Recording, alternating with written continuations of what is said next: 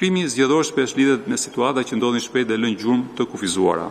Pamjet filmike mund të shihen, postimet në rrjetet sociale mund të modifikohen, komunikimet elektronike mund të zhduken, ndërsa dëshmitarët mund të hezitojnë të japin deklarime. Për këtë arsye, sfida nuk është vetëm hetimi pas regjistrimit të procedimit penal, por edhe ruajtja e menjëhershme e të dhënave dhe provave që mund të humbasin brenda një kohe të shkurtër. Ndaj nevojitet ndërhyrja menjëhershme në kryesi për të faktit penal ose mes një herë pas tij, çka do të lehtësonte mbledhjen e provave të nevojshme, por edhe do të jepte një efekt real parandalues mbi zgjerimin apo intensifikimin e veprimtarive kriminale në këtë fushë. Një pjesë e rëndësishme e ndikimit elektoral, presionit apo denoncimeve ndodh edhe përmes komunikimit apo në hapësirën digjitale.